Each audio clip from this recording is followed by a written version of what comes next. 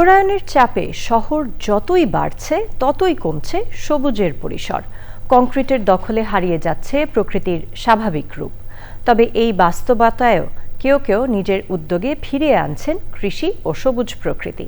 মাটি আর গাছের প্রতি গভীর দায়বদ্ধতা থেকেই ছাদে গড়ে তুলছেন ছাদ কৃষি। এমনই একজন উদ্যোক্তা ঢাকা ড্যামরার শাহ আলম। বিস্তারিত জানাচ্ছেন শাইখ সিরাজ।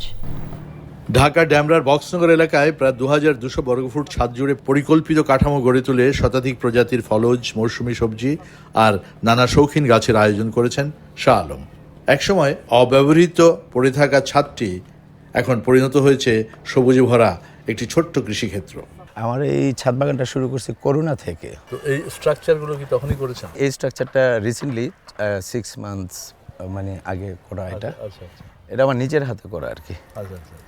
বৃক্ষপ্রেমিক শাহ আলম একজন সঙ্গীত শিল্পীও। সুরের চর্চার পাশাপাশি প্রকৃতির সান্নিধ্যকেই তিনি দেখছেন মানসিক প্রশান্তি আর জীবনের ভারসাম্য রক্ষার অন্যতম উপায় হিসেবে। মিউজিশিয়ান হিসেবে নিজেকে আর কি আপাতত বলি আর কি। আপনি কি গান করেন? গান টান করি আমি, গান শিখছি, হ্যাঁ, শখ থেকে। জানা গেল এই ছাদ কৃষির পরিচর্যা তিনি একা করেন না, বন্ধু এবং স্বজনদের সহযোগিতায় নিয়মিত যত্ন নেওয়া হয় এখানে।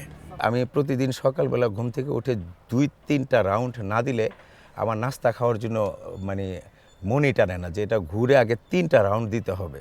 আমার বাগানে মাঝে মাঝে বলে যে আপনার বাগানের ওই জায়গায় একটা ফল পাকছে, আপনি জানেন? আমি বলি হ্যাঁ, ওই জায়গায় ওই ফলটা পাকছে।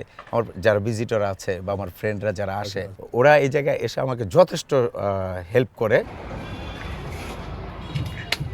নগরের মানুষের স্বস্তির আশ্রয় হয়ে উঠেছে এই ছাদ কৃষি। শাহ আলম তার এই ছাদ কৃষি আয়োজন থেকে ফল ফসল যতটুকু না ভোগ করেন তার চাইতে প্রশান্তি ভোগ করেন অনেক বেশি।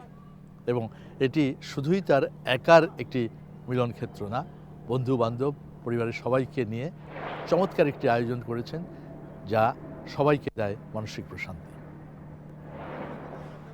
ঢাকার ড্যামরার বক্সনগর থেকে শাইখ সিরাজ, চ্যানেল 9।